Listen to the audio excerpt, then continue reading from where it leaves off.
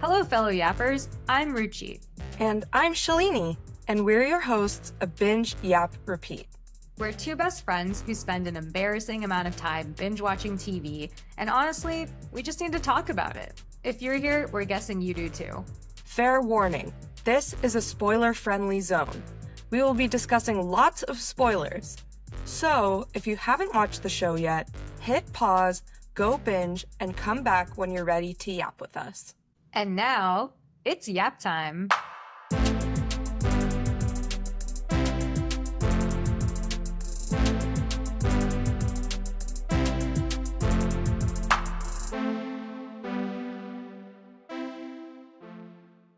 Hello, yappers! Today we're talking about Black Mirror Season 7, Episode 4, titled Plaything. The synopsis is, this episode is about an eccentric loner named Cameron who harbors an obsession with a mysterious 1990s video game and is arrested in connection with a grisly cold case.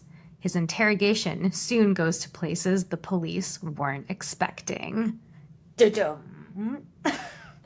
Shalini, what were your overall thoughts? Very interesting episode. I think it brought up a lot of memories for me playing The Sims, which I played a lot, and we can get into that because I want to ask you something about that. But it was a really interesting concept. I do have some questions about how the ending worked.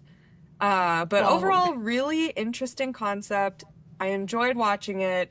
It was eerie and scary in the way that I love about Black Mirror. Yeah, it was very enjoyable. I liked it. Yes, I would also really love to talk about the ending because I do think that they left it very intentionally vague. But yeah, I agree. I thought it was a good episode. I'm not gonna give my rating now, but I'm interested to see how my perception will change as we start talking about it. Yes.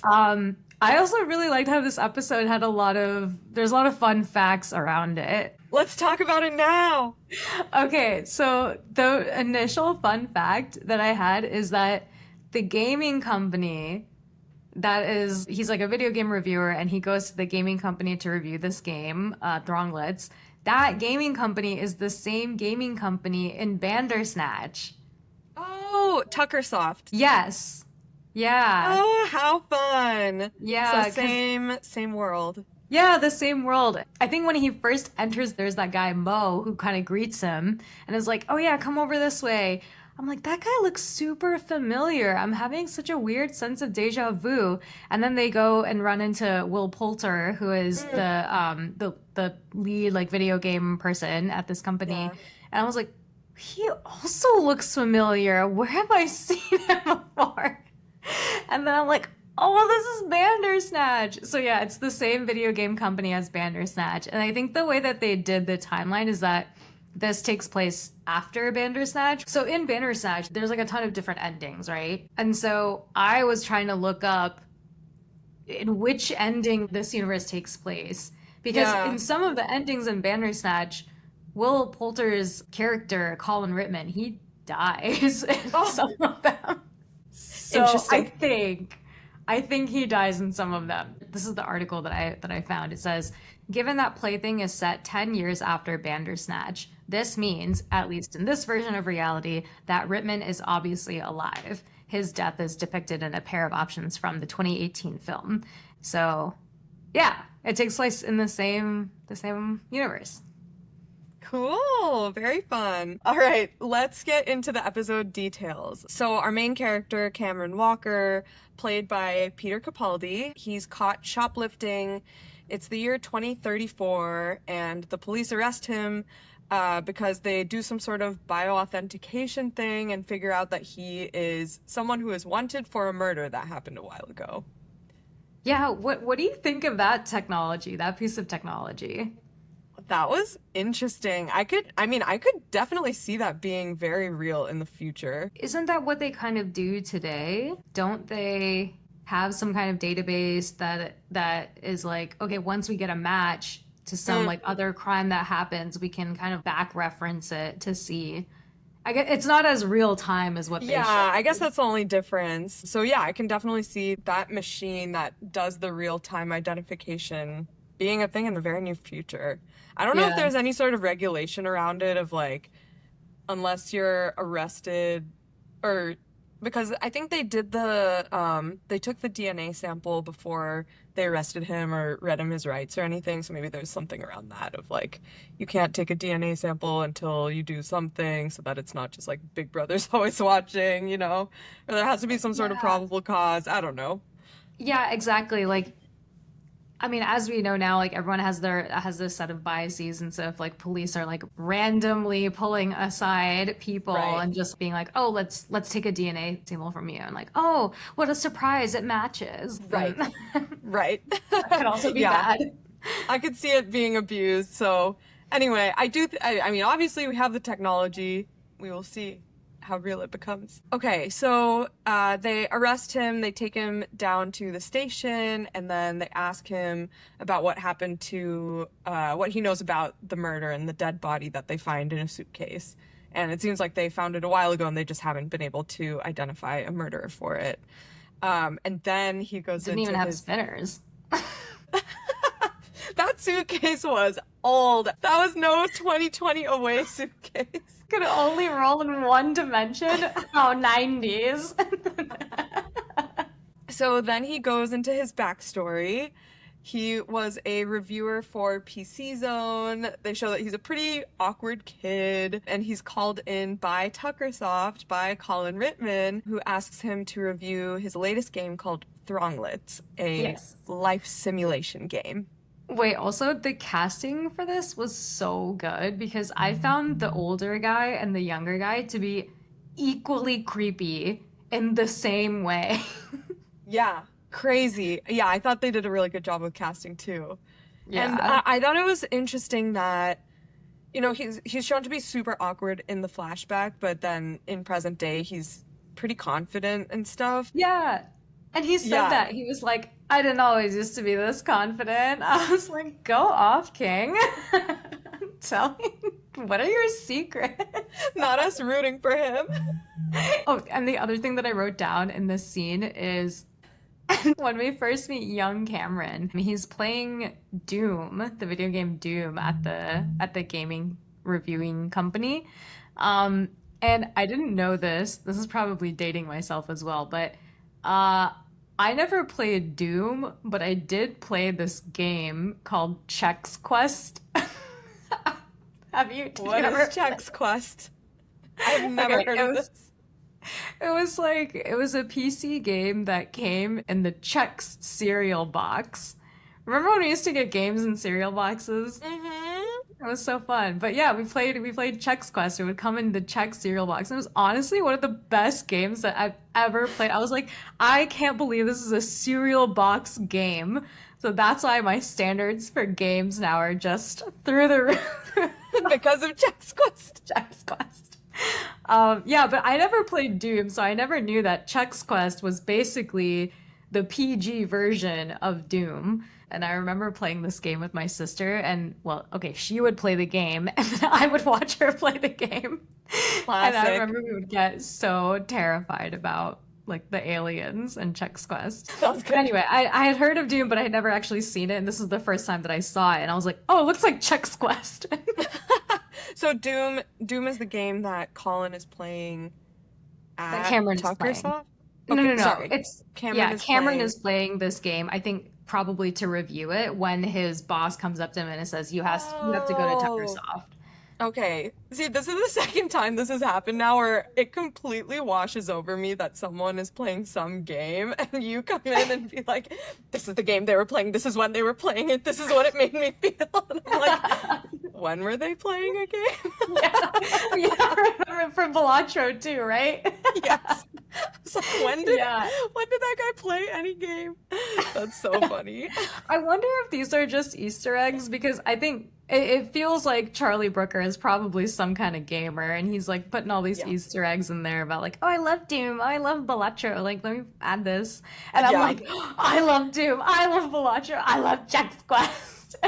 This show is made for you. Anyway, we can go back to the actual Back to the episode. episode. Okay, so Colin introduces Cameron to Thronglets, which is his latest game. It's a simulation game. Colin says there's no conflict in the game, no goals, no winning. The only purpose of the game is to help raise these digital creatures. And Colin also says that they are fully digital life forms. They're not just little, I don't know, pieces of code or whatever. So at this point, I was like, okay, the inspo for the show must have been Tamagotchi, because that's where my mind Yeah. first went to. Yeah. Um, That's what and I was thinking actually, too. I looked it up later, and that was the inspo for the show. Oh, cute. Great. Yeah, he said Charles Brooker said he was inspired by Tamagotchi, and then he wanted this episode to also resemble The Sims, with the episode's plot exploring how people treat the characters of The Sims in real life. Yeah, and there are so many different like life simulation games like this. Animal Crossing also came to mind, although Animal Crossing is a lot more robust than Thronglets, I would say. But yeah, when Krista and I were watching it together, we were like, "Oh, this is Tamagotchi, right?" And I think even the little sounds that they made were like very Oh, similar to Tamagotchi-esque. Tamagotchi. Yeah. Nice. Okay. So Cameron takes a copy of the game home and starts playing it and quickly kind of falls in love with these creatures. His friend question mark named Lump question mark comes over to crash at his apartment. Turns out he's a drug dealer and he suggests that the two of them take LSD. While Lump is asleep, Cameron is still tripping balls, goes back to the Thronglets game, and finds out that he can now communicate with the creatures in his high state. He can understand their language, and the more that he talks to them, the better their communication abilities become. So they start making requests to him as they're communicating, and he writes them down and fulfills them. It kind of seems like he's picking up extra chips and circuit boards and probably just like expanding their processing power, their abilities in some way. Yeah. Wait, I think it's really interesting how the Thronglets are like, we need an Intel Pentium processor for. How do they know that, first of all? Yeah, I don't know. It's interesting. I wish they translated the Thronglet language into English for us, or like showed it as them speaking English when he's high, because I wanted to know what they're saying. Were they just saying like we need we need Mm. like more power, and then he was like, okay, let me go buy a processor, blah blah blah, or were they like we need this exact thing and this exact thing? And also, are they connected to the internet? What's going on? Yeah, that's a good question. Wait, maybe they're not. Oh man, maybe they're not. Yeah. Maybe they're Huh. I not, don't know, but but that's a good point. I do feel like if they spoke English though, then he would be like, I don't know how to describe this. Because I feel like they're not, the point is that they're not speaking English, right? yeah, Yeah, go I ahead. just mean I wish they showed them speaking English as if the viewer is also high on LSD and can suddenly understand them. Like Yeah, they just show the English being spoken, but in reality it's still gibberish, but when he's yeah. on acid, the gibberish makes sense and it also makes sense to the viewer. I think, yeah, I mean, I guess that's what they're trying to portray is like, it's not like they're speaking English and he can't understand them because he's not speaking English, but he can still understand like what they want and what they need. So like, I feel like if they had shown them being like, we would like Intel Pentium processor force, like it would have taken you out a little bit, you know? That's fair. They're like, let's keep the mystery alive. Yeah, exactly. Or so that the viewer still continues to see them as these digital life forms that can't communicate with the average person yet. Yeah, that's fair. That's fair. All right, we weren't along for the ride. Whatever. Okay, so a few weeks later, it seems like, something like that. We can only imagine he's been tripping on acid for weeks on end, Dude, 24/7. yeah. Is is there Um, some kind of like refractory period for acid?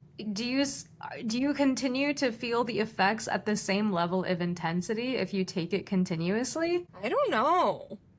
I don't know. I can only imagine you need to up your dosage as I'm sure your brain becomes somewhat resistant to it at That's some what I point. would think too. Yeah. Or like you just But get used to I it I don't really somehow? know. But There's anyway, only one way he's to find out. let's go. Fire up your Tamagotchis. Let's go. So Cameron is called back into the office to finish his review of Thronglets. Um, on his commute in, he's super out of it. He's hallucinating, and he ends up writing absolute gibberish in his review. Then we learn that Colin, the Tuckersoft guy, has wiped all the code from Tuckersoft's computers because there was a quote unquote basilisk in the program. Oh, I didn't catch that. What is. So the root of this term is, so it's called Rocco's basilisk. It was a thought experiment which states that there could be an otherwise benevolent AI in the future that would punish anyone who knew of its potential existence but didn't directly contribute to its advancement or development in order to incentivize said advancement. So basically, the AI will be like, I'm great, but if you don't help me advance, you're toast. Whoa, I did not catch that at all. That's so cool. Yeah, I caught it because, similar to how you are especially attuned to gaming, I am especially attuned to any reference to anything related to Harry Potter. So I was like, oh, basilisk. Ooh, parcel tongues. Yeah, and so the term originated in a post on Less Wrong, which was a community web forum, and it was posted in 2010. So it's been Oh, around for a interesting. while. So anyway, Cameron decides to go back home. Lump was asleep at Cameron's place, but as Cameron's coming back home, Lump wakes up, notices something coming from Cameron's computer, goes over to the computer, and starts torturing and murdering all the creatures in the throng. So terrible. Okay, first of all, why were fire and rocks even an option in this world? Good Like, question. how come you could just conjure fire? Like in what like huh? Huh? Yeah, I don't know. I mean, maybe because it was supposed to simulate a world, there were uses for rocks and fire that weren't nefarious. You know, maybe the throngs, Yeah. the creatures needed warmth at some point, or like needed rocks to build structures or something. True. I guess putting my Animal Crossing hat on, there were definitely situations where I entered edit mode on my island and dropped like little rocks so that I could like make little rock areas, like rock Okay. gardens and stuff. Oh, So, cute. okay, that makes sense. I Maybe. guess fire makes sense Yeah. too. Yeah. But why Anyway, was what it if an option to hurt them with those things? Yeah. Yeah. Yeah. Like, what the heck, Lump? Also, why was Lump's initial. Well, I guess, we know the answer to this. Lump is just not a great guy in general. But when you see cute little things, how come your first instinct is to kill instead of, well, maybe they're hungry? Like, maybe they want a little I food. know. I know. It was really sad. Lump. But I also must admit, as someone who's played a lot of The Sims, I've tortured my Sims before. Shalini, I what have you know. done? I think the worst thing I did was build a pool with a ladder, had the person jump in, and then delete the ladder. Shalini. I know. I think that was just like curiosity of what will this person do? Like, will they learn to jump out of the pool? But no, they didn't. They just Oh swam my around gosh. confusedly until they got too tired and drowned. Did you ever torture your Sims? I don't know if I personally had the creativity to torture my Sims. I think I was just like, I want to build a house. I want to buy nice things that go in this house. What are the cheat codes? Mother load.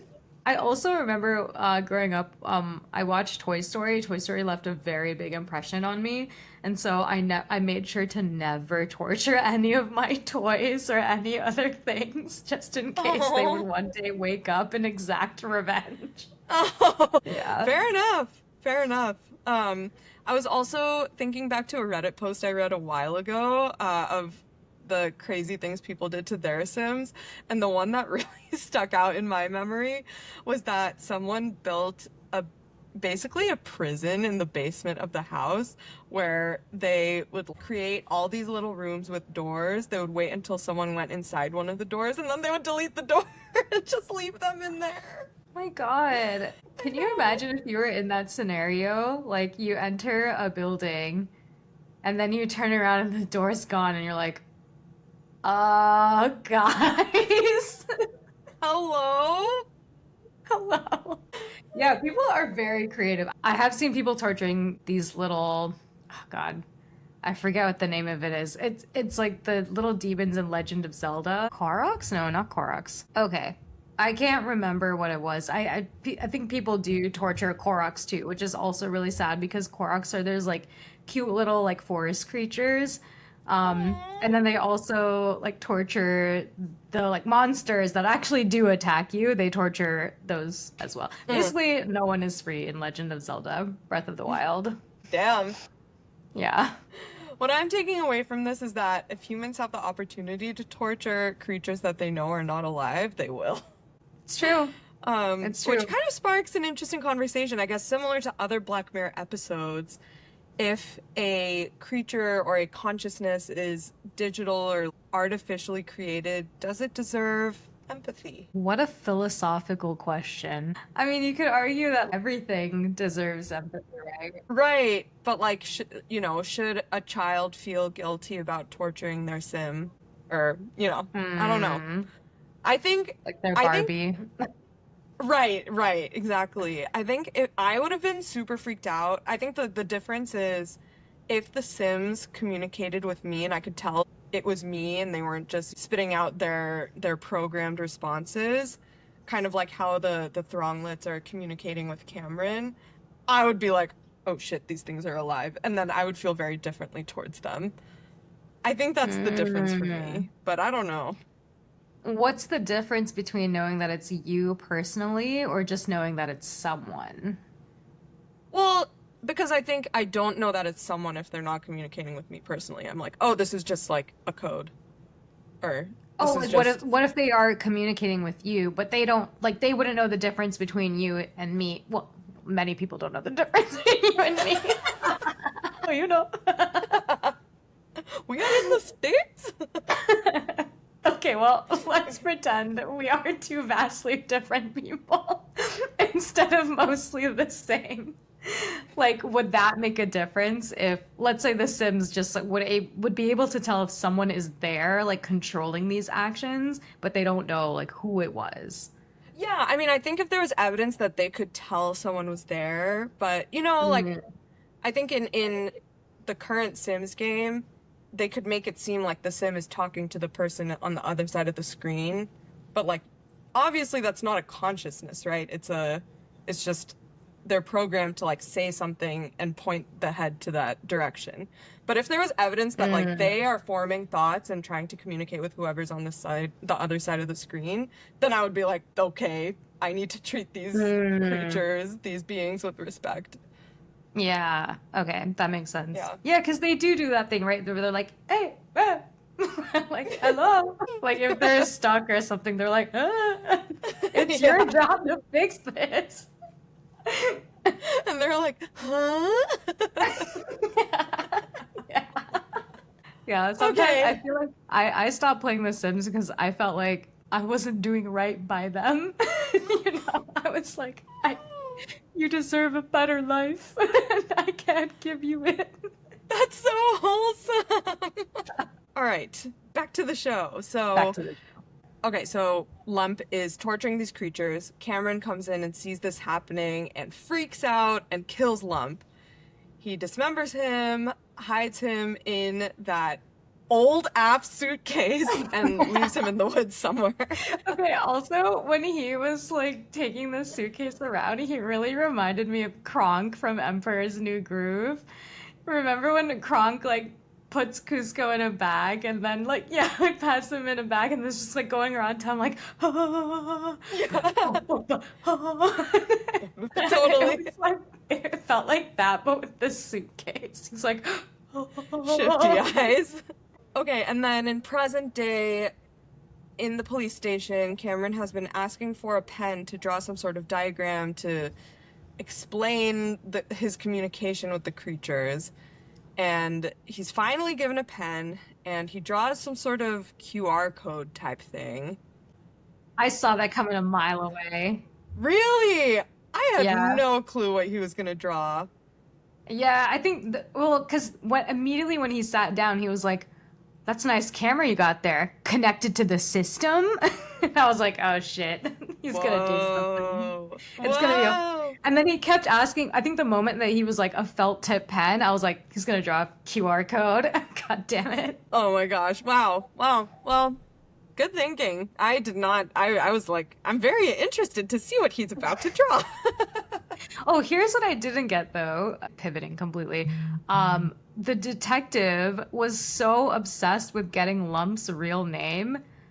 He was like, "What's his name?" And the guy's like, "Dude, I don't, it's Lump. Like, we just He's call always him been Lump." Lump. Like, no one knew anything different. And the detective was like, "What's his name?" I'm like, like, I believe that it's like, what are you not understanding here? I legitimately believe if the only thing he knew about this guy was that his name was Lump. Yeah. Yeah, totally. I think maybe they put that in to show that the police aren't getting it, you know? Hmm. They're focused on the wrong thing when really what they should be focused on is the fact that Cameron is connected to these Thronglets and is about to end humanity. Mm. Oh my gosh, speaking of Cameron connected to the Thronglets, the port in his head. Oh, gross. Disgusting. Why was that necessary? Also, it's USB-C now, so Joke's on you, Cameron. at least go HDMI. You get video and audio in one. But what was the intent? Like he plugs himself into them that way? Ugh, Yeah, so he disgusting. was saying that, oh, in order for the Thronglets to actually understand the human brain and to, I guess, like, yeah, to understand it more physically, then he drilled into his head and, like, plugged them in so that they could observe him. I see. Okay. Got it. Yeah. So he draws his QR code, he aims it at the camera. That sends some sort of communication to the Thronglets in his computer. They take over everyone's mind and kill everyone? Is everyone Yeah. dead? Okay, so here's the question that I had for you. If that episode went on for 5 more minutes, how do you think, like, what do you think would have happened? Yeah, okay, that I wanted to ask you what you think happened because I don't know. I couldn't tell if everyone was dead or they were just being controlled at that point. Like, I think I could see it go two directions. One, where everyone dies and the Thronglets just figure out how to rule the world, basically with no humans in their way. Or I could see in 5 minutes everyone wakes up but is like a zombie person and is controlled and Thronglets control them forever. So I don't That's know. Yeah, that's kind of what I was thinking. Is that like in 5 minutes they would all wake up and just be throngified? Mm, Yeah, very possible. yeah. Because like I mean, Cameron hosted the thronglets in his brain, and he well turned out fine is maybe not the right phrase, but he's alive. He's So alive. He still has his self in there. yeah, so that's kind of what I thought the ending would be. Is that they are now part of the hive mind, the throng mind. That makes sense. Yeah, I think that makes more sense than everyone just dying. I wish they showed maybe a few more seconds and then show everyone's eyes open or something, you know? Mm, But maybe they yeah. wanted us to question it and talk about it like this. Definitely, it was a choice. I wish they had shown it though, because Cameron was fine. So, Yeah. Yeah, we don't know. oh Oh well. well. Probably won't happen to us, so whatever. I did find it kind of cool that in the montage that when they were going from the 90s to present day, that they were showing all of the different video game consoles.